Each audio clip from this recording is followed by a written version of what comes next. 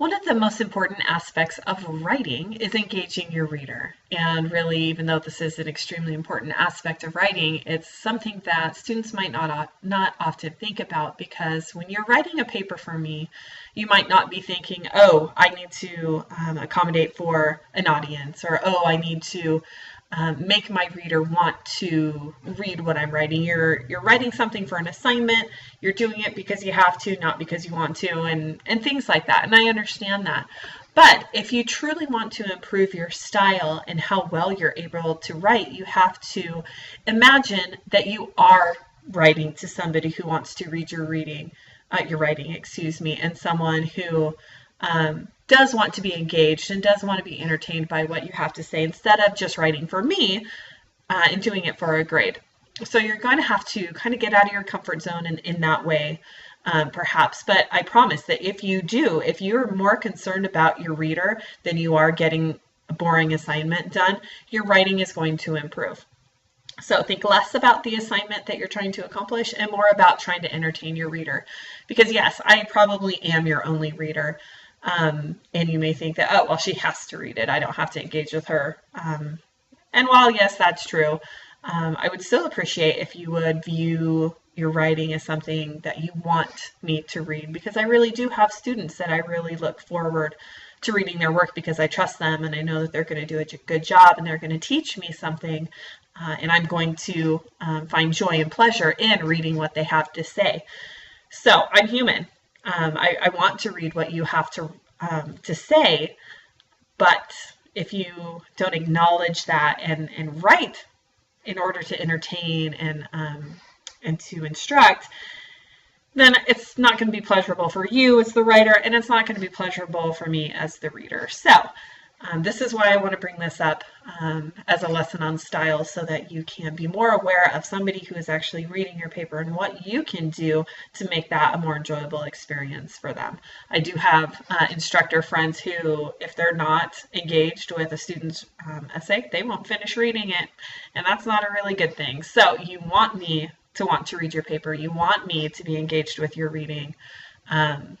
So that, when it comes to assessment time, I want to reward you for your good work. So if that's how you want to view your writing, I totally understand. I'm totally fine with that. But still, try to engage me at the bare minimum. And for those of you who want to challenge yourself and go above that, imagine that you're actually writing to a real audience who's going to read this and then, have to be entertained in order to keep going with it. So why do you want to engage your reader? Of course, you want somebody to actually read and enjoy what you have to say. Otherwise, your writing is all for nothing. It also allows you to have purpose in your writing, so that it affects the word choice you use, the sentence structure that you use, how you arrange your information, everything like that. Every choice you make in terms of writing needs to come down to how you're going to engage your reader. If you start with a confusing, or if you have a confusing organization, that's not going to engage your reader. If your sentences are messy or hard to follow, you don't give good detail, things like that, your reader's not going to be engaged. And then you have no purpose. So the purpose of your writing is to get somebody to read it. Again, don't just think of your writing in this course as an assignment.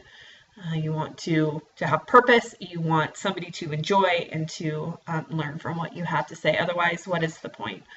Also, as I mentioned previously, it determines your style and your content. So the information that you provide depends on your audience and who's reading it. Do you want to give really boring statistics and just state the obvious, or do you want to shock your reader? Or do you want to add content that maybe they've never heard of?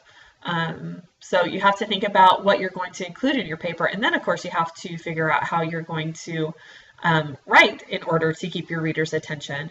If you use boring and bland wording and phrasing, then your reader's not going to want to keep reading it. So you've got to work on your style as well as what you choose to actually put in your paper. So that is why, in a nutshell, engaging your reader is so important, and it truly, truly is. It determines almost everything in your paper, and if you don't acknowledge the reader as you write, your paper is just going to fall flat. So here are some tips on how to help your reader get engaged with your writing. I think one of the most important things that students don't think about is to write with passion. Write about something that you're passionate about. When you choose a topic, do something that you care about and actually have something to say. If you're writing about a short story, make sure it's a short story that you care about. If you're writing about a topic for an expository essay, make sure it's something that you know a lot about and, again, you care a lot about. Because it's true that if you don't care, your reader's not going to care. And the fact that you don't care is actually going to come out in your writing. Students are often shocked when I teach that in greater detail, that if you write about something you're passionate about, that passion is going to come through your writing. It's going to automatically be better than if you don't care about the topic you're writing about. That's why I always try to give as much freedom as I can with topics, because I understand that. I was a student too, and I hated having to write papers based on things I didn't care about. And so I don't want to do that to you. So with whatever assignment you're writing for in any class, this goes for any class that you ever write an essay in, pick something that you care about. And if you have a limited prompt that doesn't give you a whole lot of freedom, still try to find something that you can write with passion. And that will come through your writing without you even knowing it for the most part, and your reader will feel that. Another thing that you can do is to hook your reader, and your title is actually your first impression. Usually when you hear of a hook, it's actually the first line or the first sentence of your essay. But in what I like to teach is that your title is the very first impression that your reader's going to get. That's why I encourage you to have really good, creative, and engaging titles. Because if you read a title that is boring, you're not going to want to read the rest of your paper. But if you see something, a title that is engaging or creative or shocking or mysterious, you're going to want to keep going. So you don't want to use your title as an extension of your first line or anything.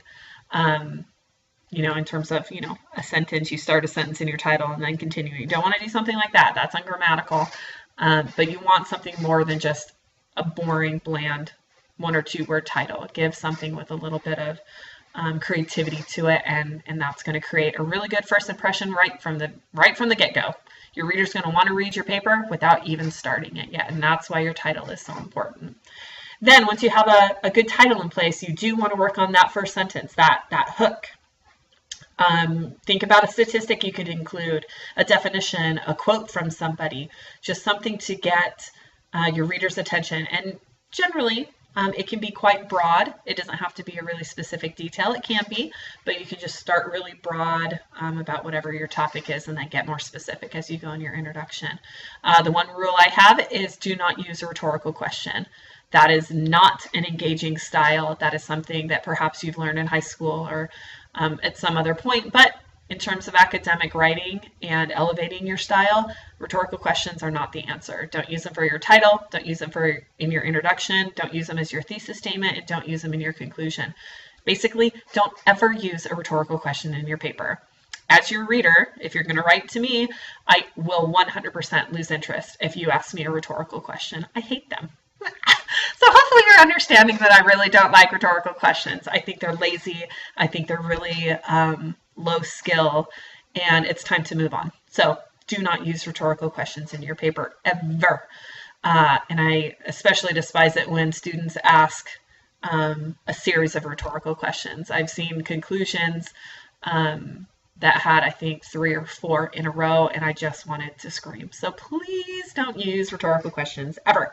Instead, again, use statistics, definitions, quotes, something like that, something creative to hook your reader from the first sentence. Also, a really good way to engage your reader in the beginning of your paper is to provide adequate context. If you're talking about an article or a story or a poem, something like that, you need to give proper context about the work, about the author, about the general topic surrounding it. You need to give good context, because if you start into a paper without doing that, your reader's going to sit there and go, what are you talking about? Who is this? I don't know who this is. What is this article? I have no idea. That is your job. You have to give proper context. And with that information, when you do it properly, your reader's going to go, oh, okay, so it's a credible author. It looks like an interesting article. Yeah, I want to keep going. So those are some things that you can do in your introduction. Throughout your essay, you need to use fresh, specific, and correct language. Yes, please make sure that you have your grammar in place, because it truly matters. And it's not just, a teacher thing, just because teachers tend to be a little better educated in terms of grammar. Doesn't mean that other people are not. Do enough, searching on Pinterest and Facebook, and you'll see all the humor behind using an incorrect your and your, or there, and there. People know, and people notice, and they get turned off really fast when you have silly errors like that. So make sure you do a good job proofreading. Make sure your language is correct. Also, make sure it's specific. Too often I get vague details, vague references, things like that. And when my students are not specific, it's hard for me to follow what they're saying. And I'm their teacher. So imagine an outsider reading your work, and if you're not specific, they're going to be completely lost. And I know that if you were to sit down and read perhaps a newspaper article and they're not being specific and giving good detail, you're going to stop reading. So just keep in mind, your reader's going to do that to you too. And make sure your language is fresh. Don't use cliches. Try to be creative. Try to be, just try to find good ways to word the information instead of just, vomiting on paper. Also, be collegiate. I really stress academic writing pretty much in any class that I teach. So make sure that you meet those standards. Write like a student, not like a teenager, not like a young adult, not like, I don't know what. I don't know. I teach so many different students of different, phases in life. But be collegiate. Act like a student, act like a professional, and write like one.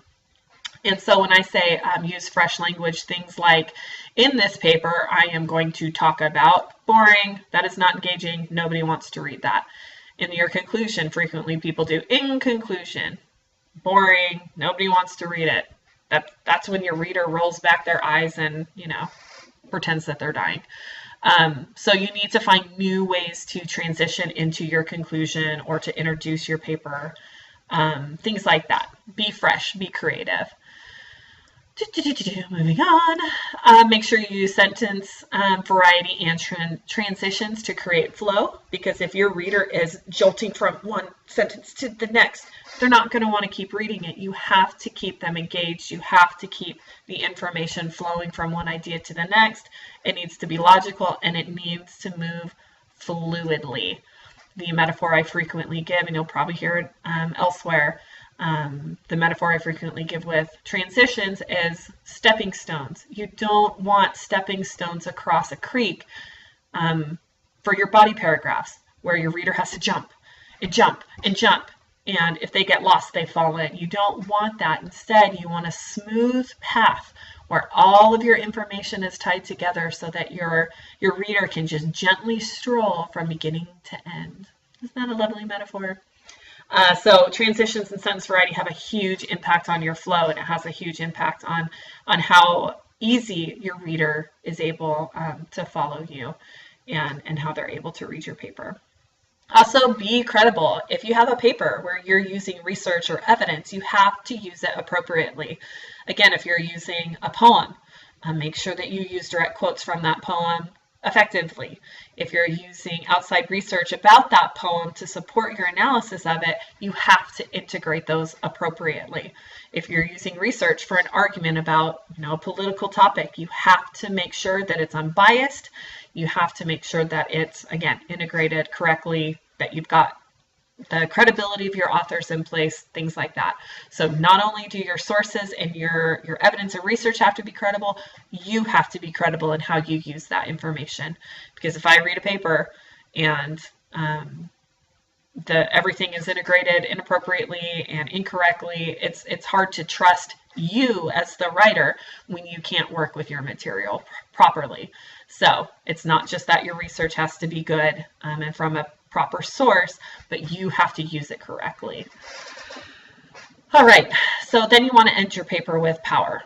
And some people would argue what's more important, an introduction or a conclusion. Introductions are extremely important in that you have to give proper context, you have to get everything started properly, you have to show your reader where you're going, things like that. But personally, I think the conclusion is even more important. So you want to wrap up all your thoughts. You don't want anything just free floating from your paper. You want to wrap everything up in your conclusion. You want to make sure that you restate your main idea and make sure that you've never deviated from that. You can end with the same strategies that you began with. So you can use a statistic or a definition or a quote, something like that, to help stick in your reader's memory. Just make sure that you don't end your entire paper on something like that. So say you've got a quote in your conclusion, make sure you add another sentence or two after that quote so that your reader knows what they're supposed to take from it, and you end on your own words instead of somebody else. Again, don't use a rhetorical question. They're naughty. No, they're not naughty. I think they're a really weak way of writing, and I want you to be better. I know you can do better than that, so do it. Also, focus on your final sentence. End with power. I like to tell my students to give me goosebumps at the end of their paper, and not many do, but I do get them. So I always challenge my students to focus on that final sentence, focus on the final few words, and end with so much power that your reader is just amazed. It is possible. It does take a lot of work. You've probably noticed that I've used the word creative a bit going through this list, and writing does take an ounce of creativity, or a lot of ounces of it, especially, of course, when you're doing creative works, but even in something academic like a formal essay about something, I don't know, whatever topic you choose, it still needs to be creative because you have to engage your reader. You want them to keep reading, you want them to agree, and you want them to know that you are a good writer and that you're credible in what you're saying. Otherwise, they're going to sit back, roll their eyes, and totally write you off. So just try to keep that in mind. When you write, make sure that you write for someone. And again, if it's me, that's fine. Engage me. Entertain me. Teach me. Make me want to read your paper instead of sitting back and going, ugh, I've got to read another student essay, blah. So that is my challenge for you. And whether you want to believe it or not, your reader judges you based on your writing. It's a form of communication that people will judge you. And if you don't believe me, go type up something silly on Facebook. People will judge you for it. Doesn't make it right. But you are going to be perceived through how you communicate, especially in writing. So it's up to you on how you want to be perceived. Do you want to be perceived as intelligent, knowledgeable, and credible, or do you not? We won't focus on the negative. So hopefully this helps you learn a little bit more on how to engage your reader. If you ever have any questions, don't hesitate to let me know. And best of luck.